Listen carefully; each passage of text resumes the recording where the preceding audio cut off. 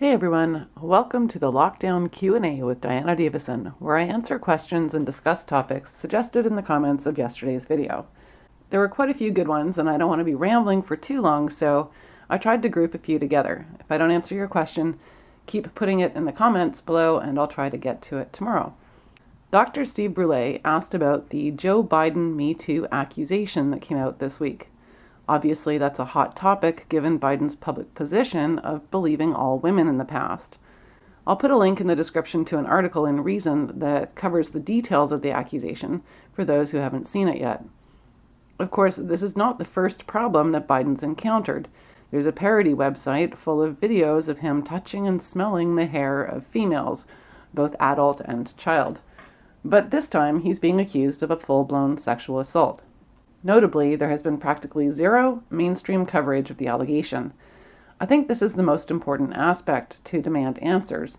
The media should not be permitted to pick and choose whose lives they want to destroy. That hypocrisy needs to end. Most hypocritical is that these character assassins calling themselves journalists usually claim to be champions of equality. My position on historic allegations is that they're a few decades too late. I don't think any historic allegations should be tried either in real courts or in the court of public opinion. No accused person can answer to allegations after so many years have passed, and we need to put statutes of limitations back into all of our courts. But from what I've seen in the past, the purpose of these allegations, in places where the limitations have passed, is that they'll try to launch a civil suit if they're called a liar, saying that it's defamation to call them liars. That leads to the next question from Steve PXS about what sort of legal action can be taken against false accusers. Every case is unique. To have any chance at success, you have to look at the quality of your evidence that the accusation is a lie. In civil court, you're looking at a balance of probabilities, and she'll likely countersue, defending against the defamation claim by insisting that the allegation is true. This is still the case for someone who's been acquitted in a criminal trial. As we know, acquittals are denounced by the public as a failure of the justice system, having too high a burden of proof. If you go to civil court, the allegation will be revived and assessed on a lower standard. Additionally, most judges would be looking for actual evidence of malice in a defamation suit. The most important thing to consider, really though, is that a civil suit can take many years, during which it's very difficult to move on and put the trauma of the false accusation behind you. The choice to take legal action is also a decision to extend the trauma and continue to sink money into the legal system. And in the end, even if you win, it's unlikely you'd get any significant money out of it, and will end up wondering what all that time and money was wasted on. So that brings us to David Elieser's question about Amber Heard. Johnny Depp actually had audio recordings of Heard admitting to assaulting him and complaining that he always runs away from her. He also has evidence that one of those assaults caused him bodily harm. Mainly one of his fingers was severed.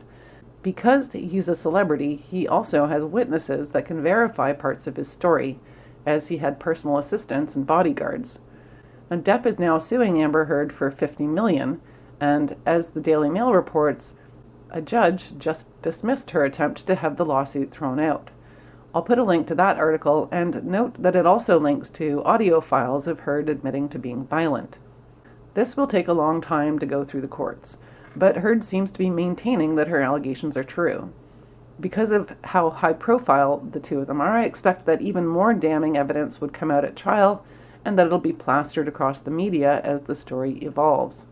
The question is whether or not this will help start national conversations about female violence.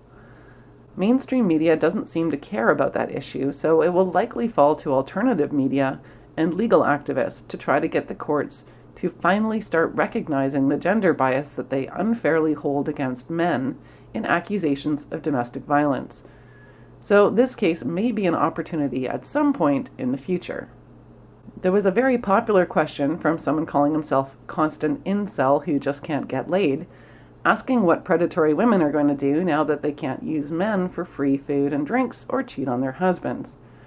This was similar to a question by Planet Frog about whether or not the pandemic will have an effect on issues like sex workers and dating apps, but I also want to connect it to a comment from Lloyd Gush about men being locked up with abusive women during the shutdown.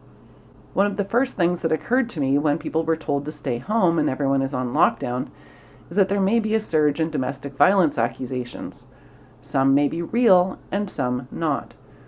The courts are currently shut down but are processing charges and doing bail hearings, so accusations would still be processed through the courts right now. It's very unfortunate that a lot of people stay in toxic relationships for a long time.